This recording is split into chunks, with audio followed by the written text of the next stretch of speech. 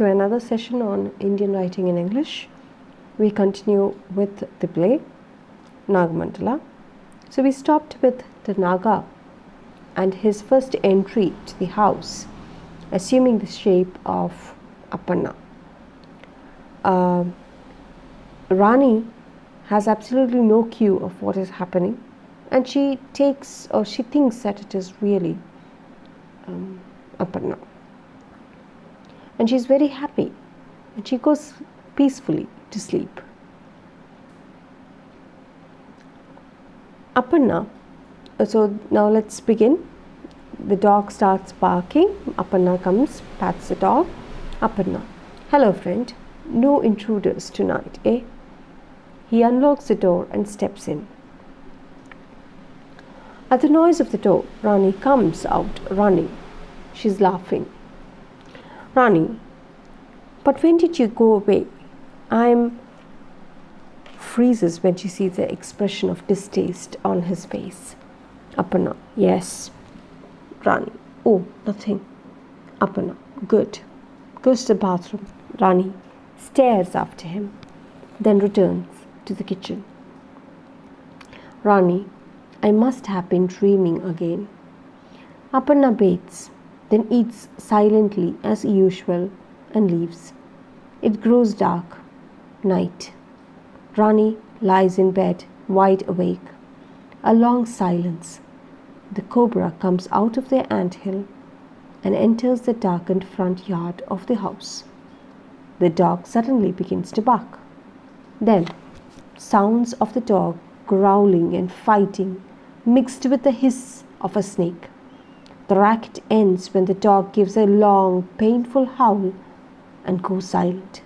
Rani rushes to the window to see what is happening. It is dark. She cannot see anything. When silence is restored, she returns to her bed. The cobra enters the house through the drain and becomes Naga.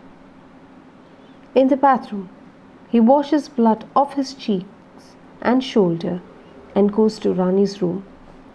When he hears his step on the stairs, she covers her head with the sheet. Naga comes, sees her, smiles, sits on the edge of her bed, waits. She peeps out, sees him, closes her eyes tight. Naga, what nonsense is this?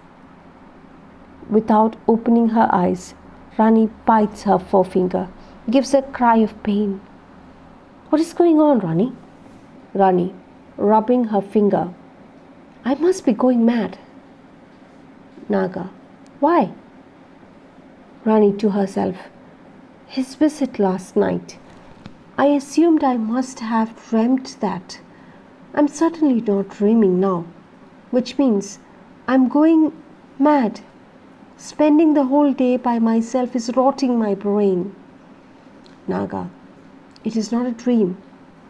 I'm not a figment of your imagination either. I'm here. I'm sitting in front of you. Touch me. Come on. You won't? Well then, talk to me. No? All right. Then I had better go. Rani, don't, please. Naga, what is the point of sitting silent like a stone image? Rani, what do you want me to say? Naga, anything. Tell me about yourself, about your parents, whatever comes to your head. If you want me to stay, tell me why. If you want me to go, say why. Rani pouting. What can I say if you behave like this? Naga, like what? Rani, you talk so nicely at night, but during the day, I only have to open my mouth and you hiss like a stupid snake. See, there is an implication again. It's dramatic irony in a way, because Rani does not know that it is indeed a snake, but the audience does. Anyway, she is perplexed at his behavior. the double standard, I'm sorry, not double aspect of man is portrayed here. Okay, so from this and all, we, the audience and readers, get to understand that the play is more than what we are actually watching. Naga laughs. It's all very well for you to laugh. I feel like crying. Naga, what should I do then? Stop coming at night or during the day? Rani, who am I to tell you that? It's your house, your pleasure. Naga, no, let's say the husband decides on the day visits and the wife decides on the night visits. So I won't come at night if you don't want me to. Rani, eyes filling up. Why do you tease me like this? I'm sick of being alone. And then tonight, I was terrified you might not come. That what I remember from last night may have been just a dream. I was desperate that you should come again tonight. But what am I to say if you spin riddles like this? Naga, seriously, I'm afraid that is how it's going to be. Like that during the day, like this at night. Don't ask me why. Now, what do you mean by that? Like that during the day, like this at night. Don't ask me why. So, Naga shushes Rani from asking him more questions, and the love that Rani now has for Naga makes her keep quiet. She does not inquire more. What do you mean by like that during the day and like this during the night? So again, this is the two aspects of man. Don't ask, don't question. There won't be any change in my behavior. The patriarchal society. I am like this during the day. I will be a stranger to you during the day. At night, I'll be your lover. Okay? Rani, I won't. Naga, come. You slept like a child in my arms last night. You must be sleepy now. Come, go to sleep. Rani moves into his arms, suddenly stops. But what is this? Touches his cheek. Blood on your cheeks and your shoulders. That looks like tooth marks. Did you run into a thorn bush or barbed wire fence on your way here? Naga, don't worry about that. Rani, wait, let me apply that ointment mother gave me. Where is it? I took it out the other day when I cut my thumb slicing onions. Where did I put it? Oh yes, the mirror box. She rushes to the mirror box and opens it. Before Naga can move away, so Rani won't see his reflection, she looks at him in the mirror, screams in fright. He moves with lightning speed, pulls her away from the mirror and holds her in his arms. She's trembling. Naga, what is it? What is it, Rani? He gently shuts the mirror box and pushes it away. Rani turns and looks at where he had been sitting. Rani, when I looked into the mirror, I saw there where you were sitting. Instead of you, I saw a mimes a cobra hood with her fingers sitting there. Naga, what? A cobra? Rani, silencing him. Shh, don't mention it. They say that if you mention it by name at night, it comes into the house. Naga, all right. Suppose a cobra does come into this house. Rani, don't. Why are you tempting fate by calling that unmentionable thing by its name? Naga, why shouldn't it come with love? Why shouldn't it come with love? See? Rani, may God bless our house and spare us that calamity. The very thought makes me shudder. Naga, I'm here now. Again, see, he's not saying it won't come.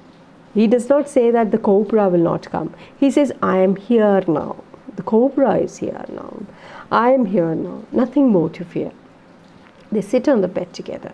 Rani, oh no, what am I to do with myself? In all this, I forgot to put the ointment on your wounds. She tries to get up. He forces her down. She gently touches his wounds, shivers. Your blood is so cold. It's the way you wander about day and night, heedless of wind and rain. Stares into his eyes. Suddenly shuts her eyes and clasps him. Naga, what is it now? Rani, looking up. Since I looked into the mirror, I seem to be incapable of thinking of anything else. Father says, if a bird so much as looks at a cobra, Naga, there, now you said cobra. Now he's bound to come. Yeah? So he's already here. He mimes a cobra's hood with his hand. Rani, let it. I don't feel afraid anymore with you beside me. Father says the cobra simply hooks the bird's eyes with its own sight. The bird stares and stares, unable to move its eyes. It doesn't feel any fear either. It stands fascinated, watching the changing colors in the eyes of the cobra. It just stares, its wings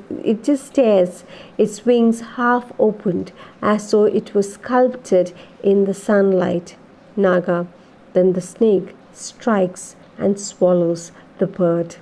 He kisses her. The flames around them dance and sing. Naga and Rani joins them. Flames, come, let us dance through the weaver's bird's nest and light the hanging lamp of the glowworms through the caverns in the anthill and set the diamond in the cobra's crown ablaze, through the blind woman's dream, through the deaf mute's song. Come, let us flow down the tresses of time, all light and song. So that's the chorus. They play the act 1 ends with a song. And this act 1, this chorus, it explains the relationship between Naga and Rani.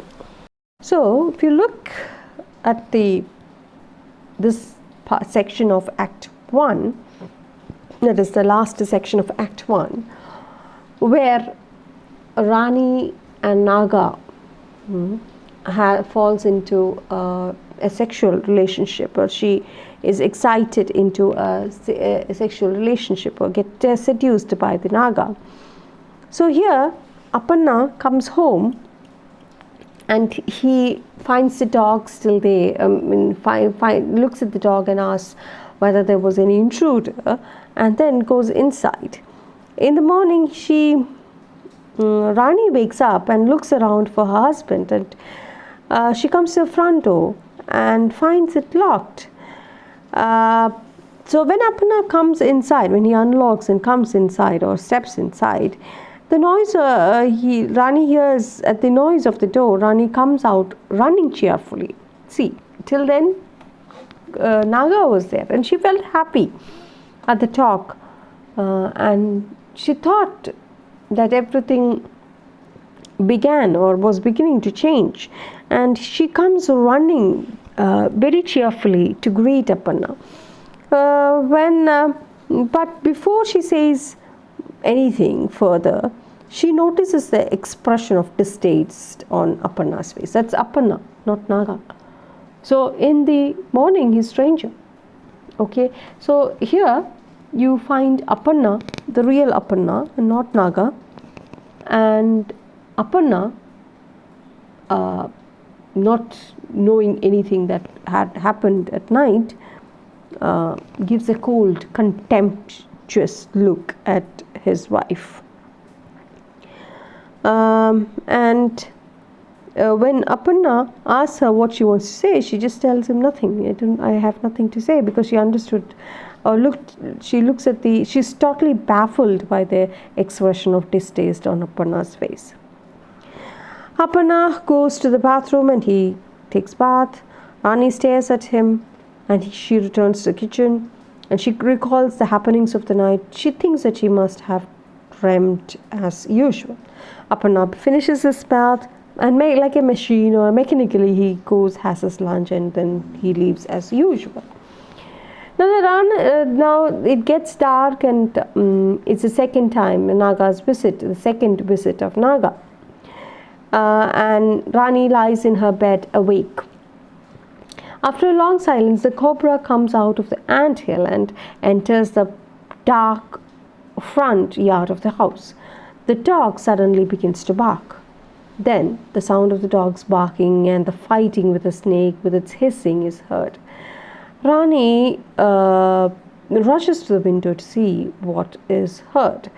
And there's a long and disturbing noise. This noise ends with the dog when he gives a long and painful barking, and then suddenly it goes silent. So it is killed. It's understood that it's killed.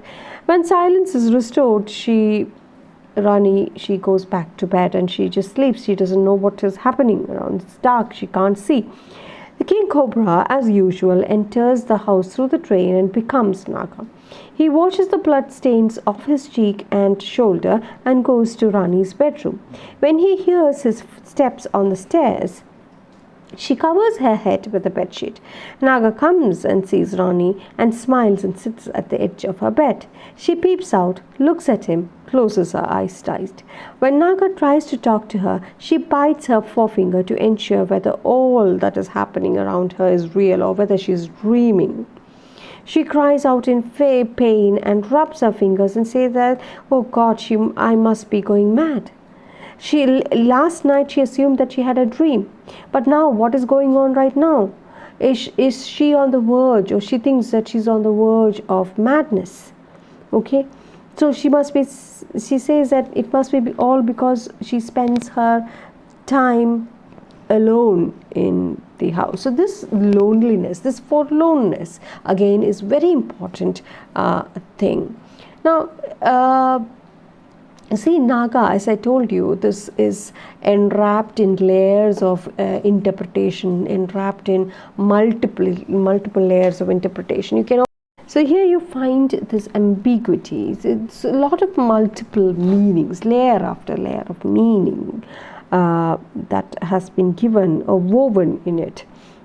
And so here it shows also the complexity of woman's complex nature. When she does not get the right love that she deserves or she wants from her husband, she chooses another man, an extramarital affair. So that is also one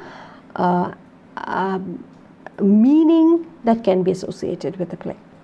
So it's not just Aparna and Naga becoming one, the two sides of man. It can also be woman from the perspective of woman. If you look at it from the angle of a woman or perspective of a woman, it shows her complex nature, where she takes another man because she does not get, or she is not treated right by her husband. All right, so the Naga is the other man. You can see it as the other man whom she's in love with. All right, so he comes in and she shudders also. When she sees him and she realizes that he is really come, she is stunned and shocked at the same time. So she covers her head with a bedsheet. When Naga comes and sees Rani and smiles and sits at the edge of her bed, she peeps out, looks at him and closes her eyes tight. When Naga tries to talk to her, she bites her forefingers to ensure that she's, not mad and she's not dreaming. So trying to soothe Rani's frayed nerves, Naga tells her that it is not a dream. He assures her that it is a reality. It's not a dream, not a figment of her imagination. He's not a creature of her imagination. He's very much there in flesh and blood, sitting before her. She can come and touch him and feel his presence. If she does not want to touch him, she can as well talk to him. But if she has no intention of talking to him, it is better that he goes away. She requests, but then suddenly she says, no, don't go. She requests him not to go. She asks him to stay. He points out to her that there is no meaning in sitting before her like a lifeless statue. Rani helplessly asks him what he wants her to say. He tells her that she may tell him whatever comes to her mind. She may talk about herself or her parents. She must tell him why or why not she wants him to stay. And Rani is actually puzzled, totally puzzled at this contradictory behavior during the day and night. Rani asks Naga what she can say if she behaves or if he behaves in this strange contradictory manner. During the daytime, he's just a stranger, his strange behavior.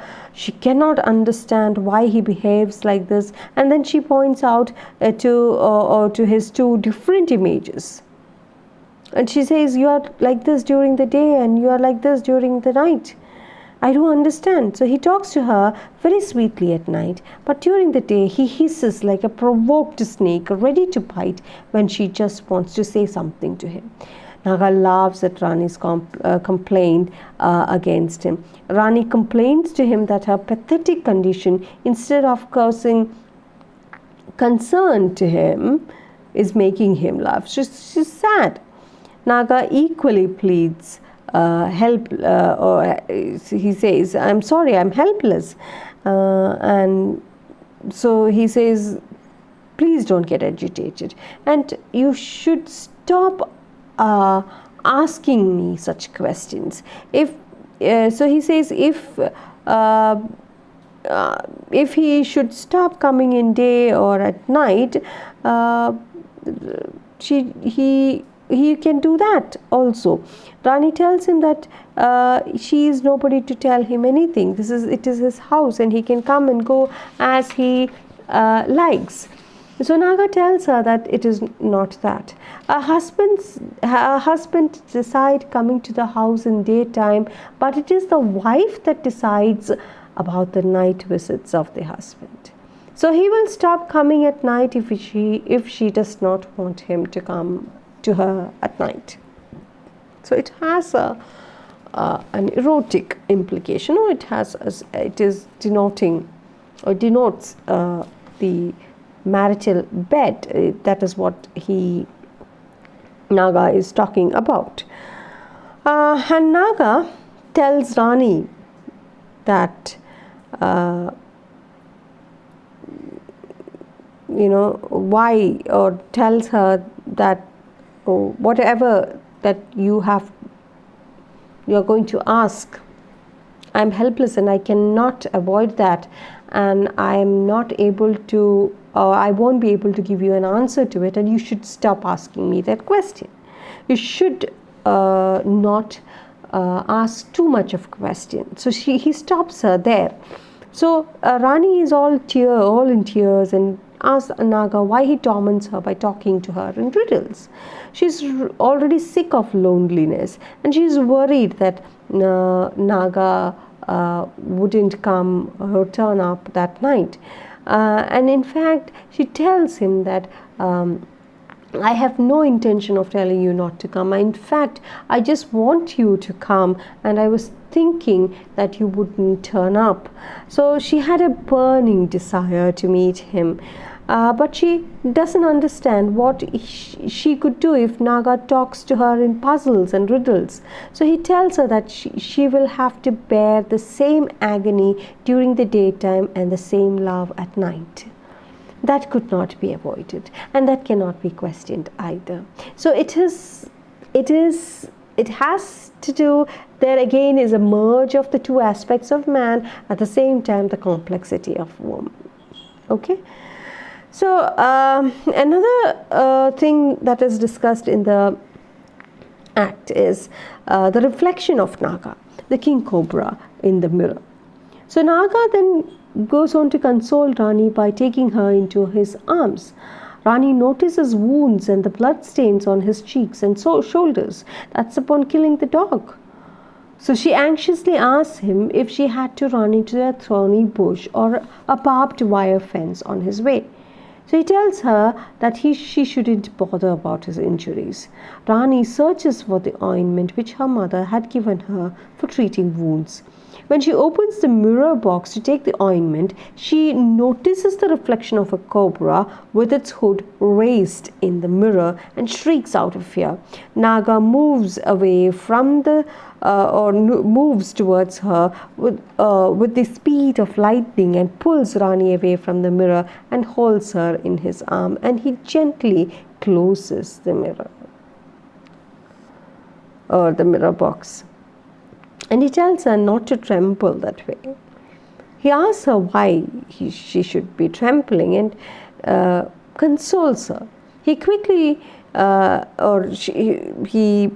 she explains the reason as to why she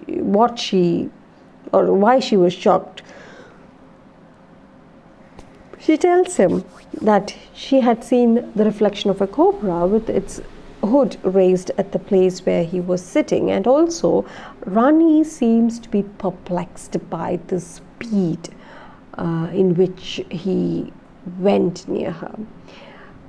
In a flash of second, he reaches her, and that again shows the Naga shows the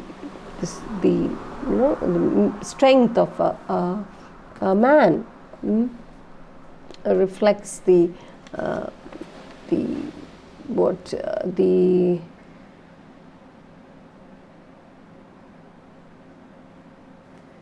symbols of human maleness and strength. Okay, so he takes her into his arms and he tries to calm her. Rani, when she finds Naga's blood cold upon feeling his wounds, she's stunned, she's shocked. And Naga, all this while, he pretends ignorance as when Rani asks him if she saw a cobra. He doesn't try to tell her about his identity, or he purposefully keeps his identity safe from Rani. So again, just like Appanna, Naga is also putting Rani in darkness. Rani is not going to understand the truth. So as Rani puts her hand on his mouth and asks him not to name when he keeps on speaking about cobra, she says, don't say that, because it is said so. My father often says that when you speak about the cobra, it comes to the house, and she says fate forbids it or prohibits it from coming to our house. He then asks, the Naga asks if a cobra should come to the house with love, so that in a way he is indirectly suggesting him as such. Again, there is dramatic irony, as I said, there's a lot of dramatic irony here. The audience get to know that this is the cobra, but Rani does not know, or Rani is still in darkness. She does not know that this is cobra and not Appanna. Okay, and they make love. Okay, Naga and Rani, they kiss and they embrace and they make love, and the flames around them sing their songs. So there's also a mention of the bird, how Rani speaks about how the bird gets hypnotized. Now that's all about Naga and his eyes and his how she is here she can be considered as the bird that is mentioned, who gets hypnotized by the sight of Naga. Okay, and then you have the chorus, the flames around them singing and singing about their relationship, the relationship between Naga and Rani. Okay, and the act ends with the chorus intervention. So here, Girish Karnad stresses on the secondary role of wives in their husband's house. They are passive and helpless creatures with no voice. It is the husband who decides everything. The gender inequality in patriarchal society reduces the position of women to that of a worm. Okay, that's why she's asked not to question. Things will be like that. During the day I'll be like this, and during the night I'll be like this. You cannot question me.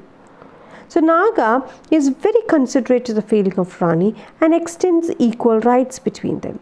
He is a contrast to Aparna, who does not understand the feelings of Rani. So again, though it is Naga who is telling that you shouldn't be questioning me, or you shouldn't be questioning how it is going to be. That is, don't question me why I am like this during the day, and don't question me why I am doing like this during the night.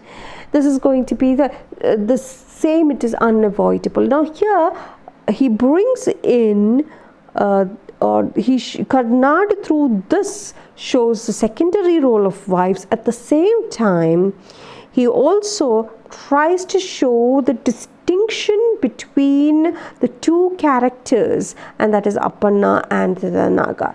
Two men in general. Two different types of men in general. One is the one that considers woman as nothing but gives nothing but a secondary role, and another who looks at her with equal consideration. So as I told you, again, some multiple interpretations. All right, multiple interpretations. So you have on one side Aparna and the Naga becoming one. They're just one and the same person. During the day he is different, during the night he is different. You have Naga as a different entity, a different man, a mesmerizing lover, that which shows the complexity of women's complex nature, who takes on another lover where if her marital life is or if there is a marital disharmony or marital discord.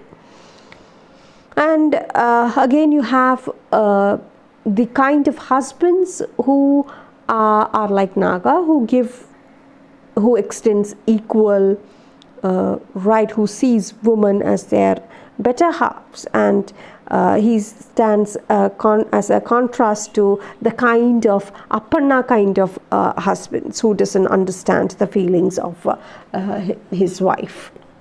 Okay, another thing that I want you to bear in mind here is the blood metaphor introduced both in the paste magic root turning blood red, and also when of blood on the cheeks of Naga. So the blood metaphor is sustained here. All right, and another thing is the reflection. Whatever shape a snake may assume, its real form is always reflected on the mirror. That is why Naga quickly moves away from the mirror. He is quick enough to close the mirror box and keep it away, so that Rani does not come to know the truth that the Naga who has come into her house is disguised as Aparna. So again, it is, if you look at it, if you try to read between the lines, it is putting the woman in ignorance, putting the woman into darkness where several things are hidden from her. Several secrets are hidden from her. And Karnad uses, as I told you earlier, dramatic irony. Rani does not want Naga to mention the name of Cobra at night, as it would make it come into the house. Rani does not know that she is actually having a cobra in the form of Naga right in her bedroom, making love to her. The conversation between Naga and Rani is replete with a dramatic irony. Okay? And so when Naga seduces her to sex, Aparna's behavior reflects his fractured and articulated self. So you have Naga seducing Rani and Aparna's behavior, which is clearly portrayed. So his character, Aparna's character, is one that is not fully developed. There are dark recesses in his personality. He treats both Rani and the prostitute in unfamiliar manner. To him, a woman is just a woman, as a toy that he could play with. Neither of the relationship is complete. Neither the relationship of a husband nor the relationship of a lover. So husband and wife are stranger to each other. His dishonesty in relationship reflects his doubts, or that is very much evident in how he doubts. Now that we, as we progress, we will understand. Aparna starting to doubt his wife. And he doubts his innocent wife, and this is all because of the restrictions, and that is the reasons also why he has imposed a lot of restrictions on her, and he doesn't want to meet or doesn't want anyone to meet her. So he looks at women with that contempt, that women are all the same. They are just, he just gives her that standard. Even Rani is given that standard of a prostitute who cannot be trusted. So he is very much defensive as regard to his wife, and he is always haunted by the fear of psychosis. But in the play, if you look at in the play, that's when we try to analyze, put ourselves in his shoes and try to analyze why he is behaving like that.